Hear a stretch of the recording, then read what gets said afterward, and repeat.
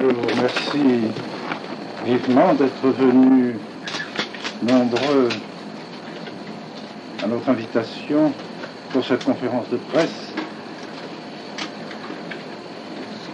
Ce n'est pas coutumier de notre part de vous inviter. Et si donc j'ai pris la responsabilité personnellement de demander dans différents pays qu'il y ait une conférence de presse, c'est que je crois que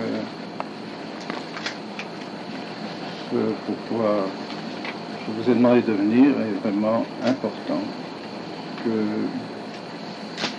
ça portera même date, je pense, dans l'histoire de l'Église. Tout à l'heure, j'étais donc à Francfort, où j'ai donné également une conférence de presse. Il y en a une qui doit se donner actuellement, ou qui s'est donnée en Suisse, une autre qui se donne également à New York, à Buenos Aires, à Rio de Janeiro, un peu partout dans le monde. Nous avons envoyé des émissaires et les copies de ce qu'on vient de vous distribuer. Parce que voilà 15 ans que Monseigneur de Castromayer et moi-même, je dis Monseigneur de Castromayer parce que il a bien voulu se joindre à moi, ou j'ai bien voulu se joindre à lui pour cette lettre ouverte au pape. Voilà bientôt 15 ans que nous écrivons à Rome, que je me rends souvent auprès du cardinal Ratzinger, avant auprès du cardinal Sepper, pour insister auprès de Rome pour qu'on arrête les dégâts, qu'on arrête cette autodestruction de l'Église, cette autodémolition de l'Église dont a parlé le pape Paul VI lui-même. C'est tout de même inouï de penser que cette autodémolition qui est reconnue par le pape, qui est reconnue par de nombreux évêques, il y a quelques jours seulement, le cardinal Koenig de Vienne faisait un article dans lequel il disait que cette année, il avait perdu à Vienne 32 000 catholiques. Et il reconnaissait que la situation était tragique pour l'Autriche. Il n'est pas spécialement conservateur, cardinal Koenig. Par conséquent, s'il constate cela, et d'autres le constatent, et nous le constatons tous les jours, un événement comme celui qui va se passer dans 2 jours, s'il se fait, s'il se réalise, que le pape aille dans un temple protestant, luthérien, à Rome, pour dire ce qu'il a sans doute, ce qu'il a déjà dit, il le répétera sans doute, qu'il faut refaire le procès de Luther afin de faire d'une manière plus objective. Avouez que ce n'est pas très louangeux pour ses prédécesseurs et pour le Concile de Trente, et pour tous ceux qui ont connu Luther et qui ont estimé qu'il n'y avait peut-être pas eu dans l'histoire de l'Église un hérésiarque plus néfaste et plus dangereux pour l'Église. Tout cela sont des scandales. Scandales pour les pauvres fidèles. Depuis 15 ans, les fidèles sont traumatisés. Ils assistent à des cérémonies qui ne sont plus des cérémonies catholiques. Ils ont des prêtres qui n'ont plus figure de prêtre. On leur met des catéchismes en main comme le dernier catéchisme français Pierre Vivant, qui n'est plus un catéchisme catholique. Et cela n'est pas seulement en France, c'est dans tous les pays du monde. Alors, nous avons essayé, depuis le Concile, de réclamer auprès du Saint-Siège, afin qu'on réforme les réformes qui ont été faites, qu'on revienne à la tradition, qu'on fasse au moins l'expérience de la tradition. Et nous en sommes toujours au même point. Rome nous dit, alignez-vous, acceptez que ce que nous avons fait est bien, est catholique, et puis ensuite nous pourrons voir à changer quelques petites choses, modifier certaines choses, mais acceptez d'abord et reconnaissez que tout ce qui a été fait jusqu'à présent est bien, est catholique, conforme à la tradition. On parle. Alors vous me direz, mais Monseigneur, vous êtes seul, vous êtes avec le Monseigneur Castor-Maillère maintenant, vous êtes deux, qu'est-ce que c'est que cela? Mais si on interroge des cardinaux en privé, des évêques en privé, ils sont stupéfaits. J'ai eu l'occasion de rencontrer le cardinal de Tolède, de rencontrer le cardinal Siri, le cardinal Palazzini à Rome. Tous sont bouleversés par la situation, ils ne savent plus que faire. Mais ils n'en diront pas un mot à l'extérieur. Et même, il leur arrivera peut-être de dire ouvertement qu'ils se séparent complètement de moi, de ce que je dis. Mais quand je vais les voir, ils estiment qu'en effet, la situation de l'Église est excessivement grave.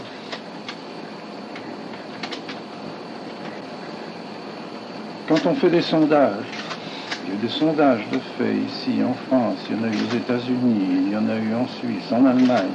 Partout, on a toujours au moins 50% des catholiques qui sont en faveur de la tradition. Qui disent, c'est pas nous qui avons demandé les changements. On nous les a imposés. Et nous ne sommes pas heureux de ces changements. Dans le clergé, il y a une bonne partie du clergé aussi qui n'est pas d'accord avec ces changements, qui les a subis, qui obéit, mais qui n'est pas d'accord. Qui sont peut-être 30% des clergés. Alors ceux qui sont en réalité les plus coupables, il faut bien dire, ce sont les évêques. Les évêques et Rome. Car ce sont eux qui imposent cela à l'Église, imposent cela au clergé et aux fidèles. J'ai été témoin moi-même pendant le concile, avant le concile, puisque j'étais là pour la préparation du concile, dans la commission centrale préparatoire. J'ai été témoin pendant le concile de la lutte entre les libéraux et les conservateurs. Et je dois dire que ce sont les libéraux qui l'ont emporté. Ils le disent eux-mêmes, ils ne s'en cachent pas. Tous les livres qui parlent du concile, qui ont été écrits par des progressistes, disent tous, le concile Vatican II a enfin donné raison à la partie libérale de l'Église. Et donc il y a eu un changement d'orientation à partir du concile Vatican II. Et on a changé cette orientation dans un sens, vous savez bien, de l'œcuménisme, de la liberté religieuse et dans le sens de la collégialité. Alors les fidèles sont écœurés. Et à tout instant, lorsque nous nous réunissons, lorsque nous voyageons, je voyage beaucoup, j'étais encore dernièrement à New York, dans le sud des États-Unis aussi, à El Paso, tout près du Mexique, en Colombie, je suis passé à Lima et à Santiago du Chili, à Buenos Aires, à Rio de Janeiro, où nous avons fait ensemble ce document que vous avez maintenant avec Monseigneur Castor-Maillère. Nous avons travaillé pendant 2 jours et demi à faire ce document.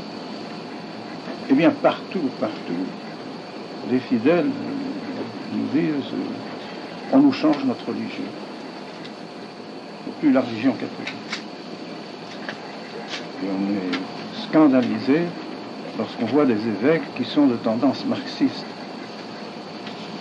Et ce n'est pas étonnant. On n'a pas condamné le communisme pendant le concile. Et on ne le condamne pas maintenant encore. Jamais on a entendu une parole officielle condamnant le communisme. C'est tout de même une chose absolument inouïe dans l'histoire de l'Église. Donc on réunisse un concile pastoral, soi-disant pastoral, c'est-à-dire qui a pour le souci les âmes des fidèles, le salut des fidèles, le salut du monde. Eh bien, le mal le plus grand, le plus ignoble, le plus dissolvant de la société, de la personne humaine, de la liberté, qui est le communisme, On a dit non, nous ne condamnons pas le communisme dans le concile. J'en sais quelque chose personnellement. C'est moi qui ai réuni les 450 signatures avec Monseigneur Sigaud, 450 signatures d'évêques pendant le concile. C'est moi-même qui les ai portées au secrétariat du concile pour une condamnation du communisme. Ça a été mis dans un tiroir et on a prétendu au concile qu'avec une seule signature en faveur de la condamnation du communisme. Alors que j'ai porté moi-même, personnellement, et j'ai la liste de 450 évêques qui ont demandé la condamnation du communisme. C'est une chose invraisemblable. Ça, j'en suis témoin personnel. Je me suis levé, on a dit c'est pas vrai, nous avons porté 450 signatures.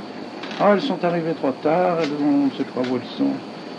On avait décidé, pour que les délégués de Moscou puissent venir au concile, qu'il ne serait pas, que le communisme ne serait pas condamné. Il ne faut pas oublier qu'il y a eu pratiquement trois contrats,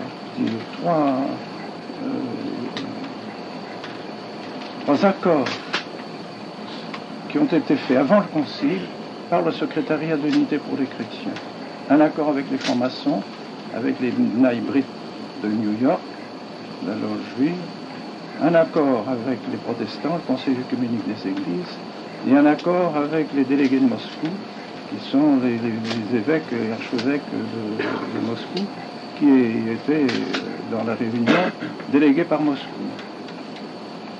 Et cela s'est fait publiquement par le secrétariat de l'unité des chrétiens, avec le cardinal Béat, président, Monseigneur De Smet, vice-président, évêque de Bruges, et Monseigneur Willy Brandt, qui est maintenant cardinal Willy Brandt, qui était le cardinal de Hollande. Des contrats dans lesquels on disait on ne condamnera pas le communisme au concile. On changera les évêques qui sont favorables, qui sont contre le communisme, par des évêques collaborateurs. C'est ce qui a été fait. D'accord avec la loge maçonnique et avec le conseil œcuménique des églises, on fera passer la liberté religieuse qui est un droit fondamental de l'homme et par le fait même nous reconnaissons la déclaration des droits de l'homme au concile. C'est une chose inouïe, énorme, un changement total dans l'orientation de l'Église.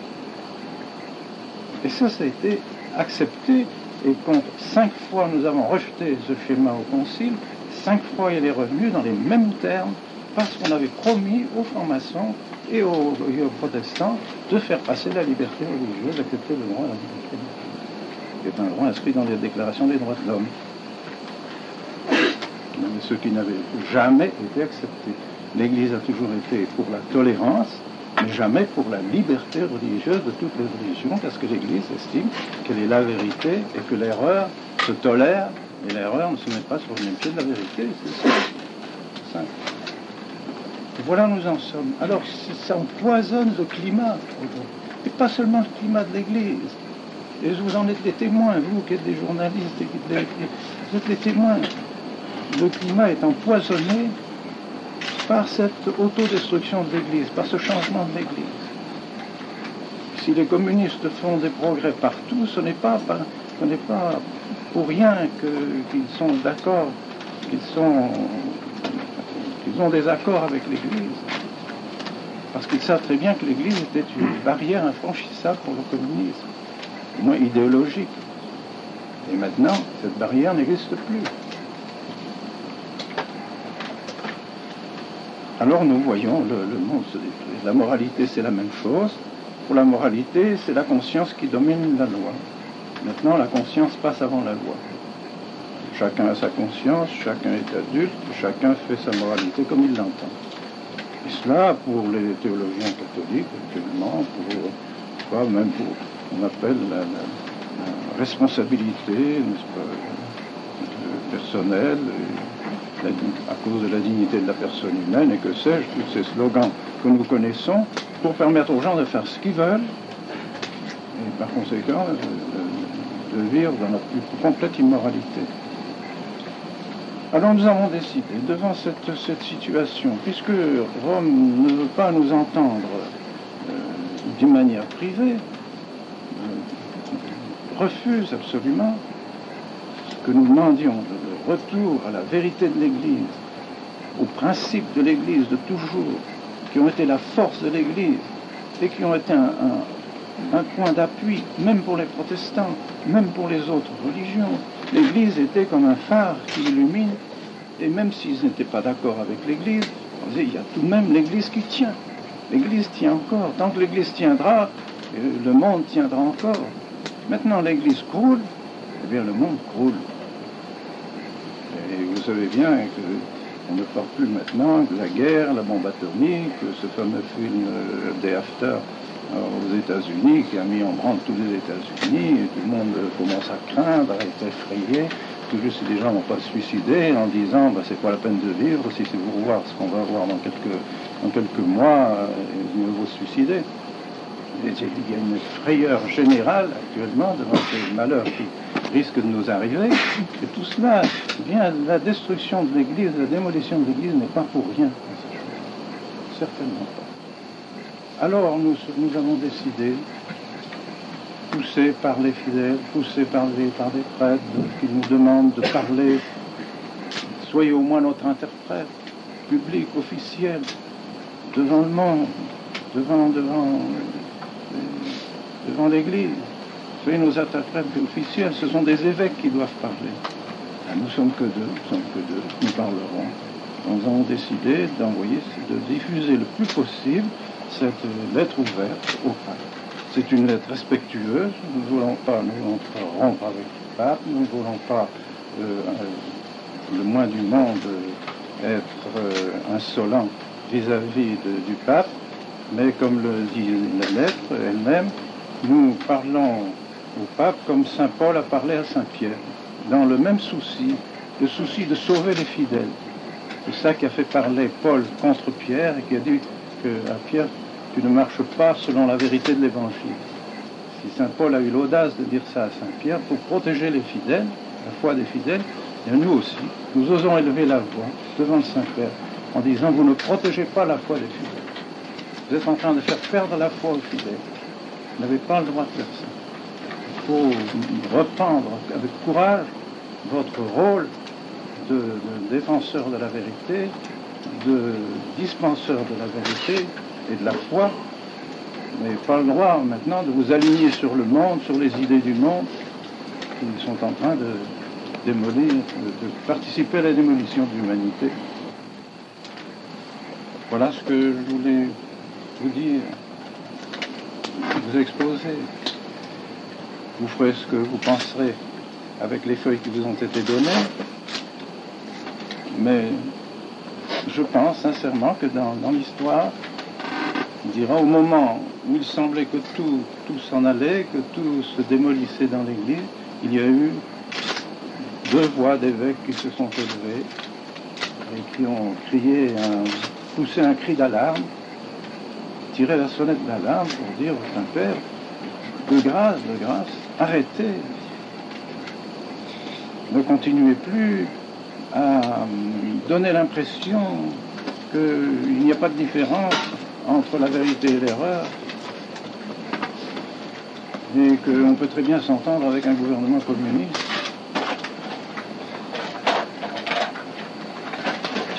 Voilà ce que je voulais vous dire. Si vous avez maintenant des questions à me poser, je suis à votre disposition. Monseigneur, vous laissez entendre au fond que vos contacts privés n'ont jamais obtenu de résultat. Pensez-vous que ce contact en quelque sorte public, c'est une lettre ouverte, aura lui un résultat quelconque? Eh bien, je laisse ça à la Providence, je ne sais pas, mais enfin, nous dégageons notre responsabilité devant les fidèles et devant les prêtres. Autre question. Parce qu'on nous accuse de ne rien faire. Vous dites, mais vous parlez toujours de vos contacts avec Rome, Enfin, est-ce qu'il y a quelque chose qui se fait? Est-ce que vraiment vous faites quelque chose? Nous ne voyons rien, on ne voit aucun résultat. Il faut parler plus fort, il faut parler plus ouvertement. Monseigneur, il y a aussi maintenant Monseigneur Castro Mayer. Cela veut-il dire qu'il s'apprête ou s'apprêterait lui aussi un jour à ordonner des prêtres? Ah bien, il en a fait dans son diocèse puisqu'il était l'évêque diocésain. Et maintenant, vous savez que l'évêque qui lui a succédé, le progressiste, a fermé le séminaire, a chassé les prêtres du séminaire, et fermé le séminaire. Maintenant, il a réuni de nouveau ces séminaristes dans une maison et il continue à les former et certainement il les ordonnera aussi. Évidemment, il est forcé, je dirais, par les événements à prendre la même attitude que moi parce qu'il est maintenant... Ces prêtres sont persécutés, 25 prêtres sur 29, car il avait 29 prêtres séculiers, il y en a 25 qui continuaient la tradition sous sa direction à lui. Maintenant qu'il a donné sa démission et qu'il n'est plus évêque diocésain, alors l'évêque nouveau persécute ces 25 prêtres. Il en a déjà mis 3 ou 4 hors des paroisses, et il emploie la radio, les journaux, la presse, la justice, la police, ça contre ces prêtres. C'est inouï la persécution qu'ils peuvent subir, alors que toute la population est avec eux. Enseignant, vous parlez d'un dialogue avec Rome, mais en ce qui me concerne, je vous entends dire très exactement aujourd'hui ce que vous disiez il y a 10 ans. Je ne vois vraiment pas quel dialogue vous pouvez instaurer avec Rome. Eh bien, c'est-à-dire que je pense que Rome sera quand même un peu plus sensibilisé à une lettre ouverte diffusée dans le monde entier qu'à une conversation, puisqu'ils n'entendent pas. Peut-être entendront-ils. Ça ne vous dérange pas de vous présenter face à plus de 2000 évêques comme étant la vérité absolue? Ah non, ça ne dépend pas de moi, la vérité. Ou alors l'Église s'est trompée pendant 20 siècles. Moi, je ne fais que continuer ce qu'on m'a enseigné, ce qu'on m'a donné, le credo de toujours, le catéchisme de toujours. Vous voyez bien qu'on change les catéchismes. Alors, est-ce que les catéchismes de toujours, le catéchisme du Concile de Trente, le catéchisme de Saint-Pie X, le catéchisme du cardinal Gaspari, tous ces catéchismes-là, maintenant, ne valent plus rien, parce qu'il y a eu les pierres vivantes qui sont venues. La folie. Ça ne peut pas changer, la vérité ne peut pas changer, le credo ne peut pas changer, la morale ne peut pas changer, le décalogue ne peut pas changer. C'est inimaginable. Vous êtes deux à vous en rendre compte seulement dans l'Église. Vous êtes deux à vous en rendre compte seulement dans l'Église. Non, je ne crois pas. Comme je vous disais, il y en a beaucoup qui s'en rendent compte intérieurement, mais nous sommes deux seulement à crier. Les autres se taisent. Mais allez les voir et ils vous diront oui, en effet, c'est inadmissible, c'est vraiment triste de voir ce qui se passe, c'est malheureux que les enfants aient des catéchismes comme ça dans les mains. Ah, mais qu'est-ce que vous voulez qu'on fasse? Qu'est-ce que vous voulez qu'on fasse? Toujours, c'est l'Assemblée épiscopale, c'est... Maintenant, Rome a bien parlé un peu contre ces catéchismes, mais ça n'a pas été vraiment déterminant, ça n'a pas été courageux. À votre avis, il y a du terrorisme dans l'Église catholique aujourd'hui? Il y a du terrorisme, c'est beaucoup dire, le mot est fort, mais il y a de la tyrannie. Il y a de la tyrannie, j'estime que la manière dont les prêtres de Campos actuellement sont persécutés, c'est une véritable tyrannie. Je crois que, je ne sais pas, je pense que derrière le rideau de fer, chez les soviets, on n'est pas plus persécuté. Seigneur, quel regard portez-vous sur l'Église de France en ce moment? Moi, je pense qu'il y a une bonne partie des évêques qui sont plus catholiques. On est dans l'état de l'Angleterre au moment où l'Angleterre est passée au protestantisme. Un beau jour, l'Angleterre s'est réveillée protestante, anglicane. Tous les évêques, prêtres, sont tous passés à l'anglicanisme, les fidèles sont tous passés à l'anglicanisme. Et ils ont cru qu'ils faisaient bien. Et bien maintenant, l'Église de France, c'est la même chose. Elle est en train de passer au modernisme, pire que l'anglicanisme. Pire que l'anglicanisme. Et personne ne se réveille, tout le monde accepte ce poison. L'Église va se réveiller, complètement moderniste. Et on peut interroger maintenant beaucoup de fidèles, beaucoup de prêtres en France. Est-ce que vous croyez encore au purgatoire? Est-ce que vous croyez encore aux anges? Est-ce que vous croyez encore à l'enfer? Ah non, ce sont des choses du temps passé. Est-ce que vous croyez au péché originel? Le péché originel, c'est ce qu'ils mettent dans les pierres vivantes. C'est un conte qui a été fait par des sages du temps de Salomon. Alors, avec ça, si le péché originel, c'est ça, il ne reste plus rien dans la religion catholique. Pourquoi le Seigneur est venu si le péché originel n'existe pas? Il n'y a plus de sens, il n'y a plus aucun sens dans l'Église catholique. On ne peut pas s'imaginer la profondeur des erreurs dans lesquelles on se trouve maintenant. Alors nous avons protesté, il y aura au moins deux évêques qui ont protesté. Qui ont parlé clair, respectueusement, mais fermement. Monseigneur, est-ce que ce manifeste peut être considéré comme votre testament personnel? Non, je peux peut-être bientôt mourir, en effet, ça c'est très possible. Mais non, pas un testament. Vous voyez, j'ai exactement à la même date, il y a 9 ans, le 21 novembre, c'est daté du 21 novembre, J'ai fait un manifeste aussi qui m'a valu d'être poursuivi par Rome, en disant je n'accepte pas la Rome moderniste, j'accepte la Rome de toujours, avec sa doctrine, avec sa foi, nous suivons. Mais la Rome moderniste, la Rome qui change de religion, je la refuse, je la rejette. Et cette Rome s'est introduite dans le Concile, et elle s'est introduite dans toutes les réformes après le Concile, elle est en train de détruire l'Église. Je refuse cette Église-là. Eh bien, je continue, tout simplement, c'est pas un testament, c'est la vérité. Monseigneur, on connaît vos difficultés avec Paul VI, mais on s'explique beaucoup plus mal que vous n'ayez pas pu trouver un terrain d'accord avec le pape qui est Jean-Paul II. Eh bien, c'est une erreur. Le pape Jean-Paul II est aussi porté aux réformes que le pape Paul VI. Le pape Jean-Paul II n'a pas condamné le communisme. Il essaye de s'entendre avec le communisme. Je suis persuadé que le pape Jean-Paul II serait d'accord pour un socialisme chrétien, pour un communisme à teinte chrétienne. Il faudrait l'améliorer, le communisme, mais pourquoi pas s'entendre avec le communisme. C'est lui qui fait changer les évêques et qui met des évêques collaborateurs, les évêques du mouvement Pax, connu, le mouvement des prêtres de la paix. Ce sont eux maintenant qui sont nommés cardinaux, évêques, dans les pays derrière le rideau de fer.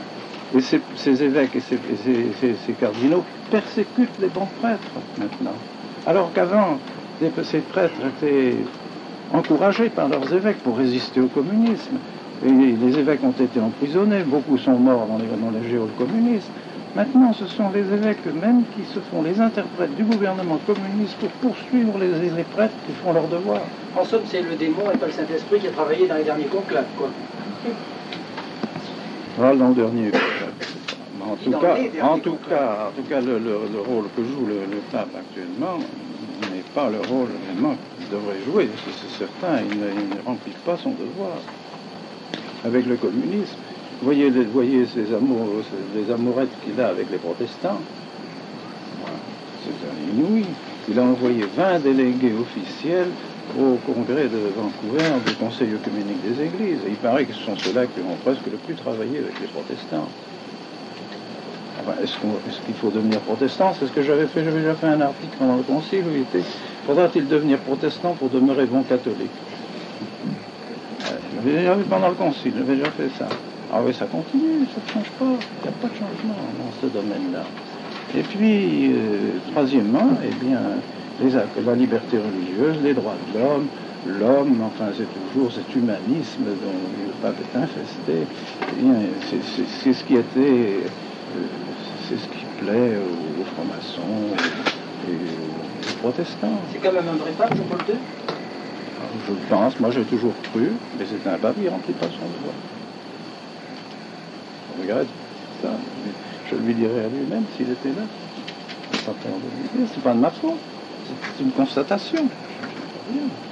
Jamais vu que l'Église n'ait pas condamné le communisme, jamais vu que l'Église était d'accord avec les communistes pour mettre des évêques collaborateurs.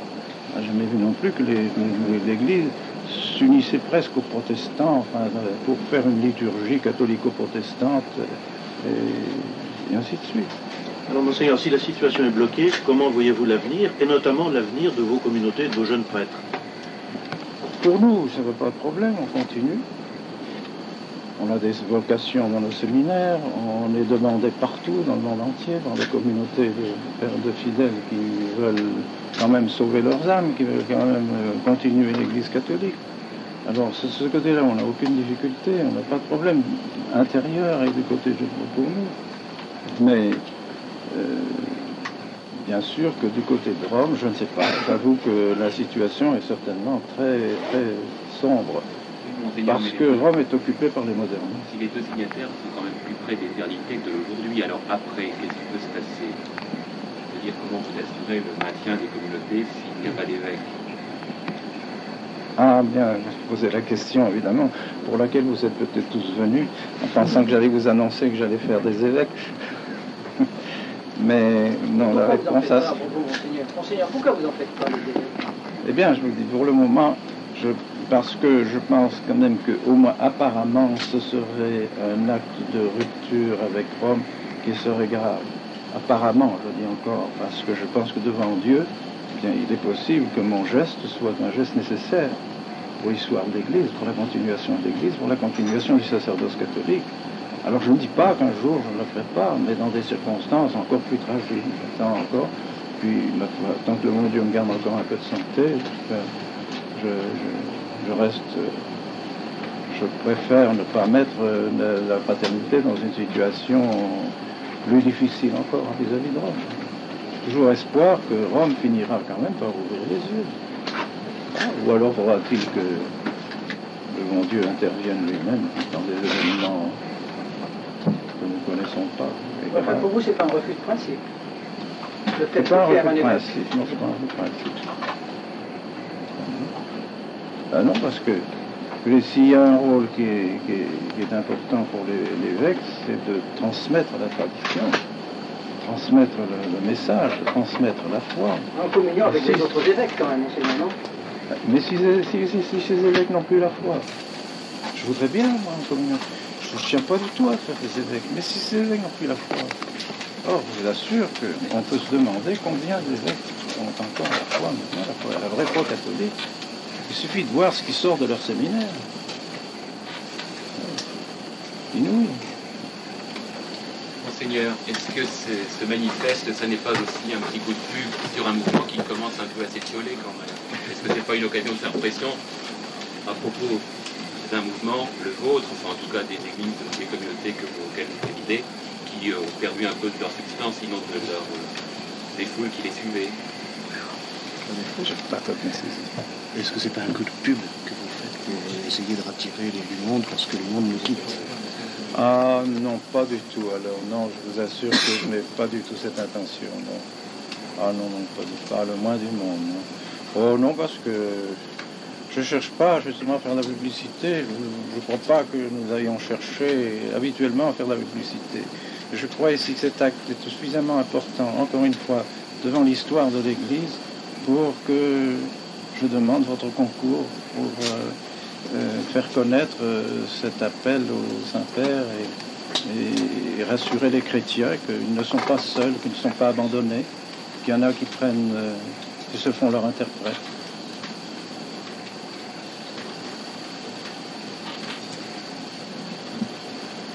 Nous avons un ultimatum à Rome avant justement de faire des événements. Est-ce que vous n'avez pas envie de dire au Saint-Père, je commence à être un petit peu âgé, un petit peu fatigué, c'est possible que je ne sais pas encore, comme je n'ai pas l'intention, je n'ai pas prévu une méthode, mais c'est très possible que je demande une audience au Saint-Père, si on m'accorde, et que je lui dise, écoutez, la situation est telle que je crois en conscience de devoir faire un évêque, donnez-moi l'autorisation. Si vous ne me la donnez pas, dans la situation actuelle, vous m'obligez à le faire, c'est possible.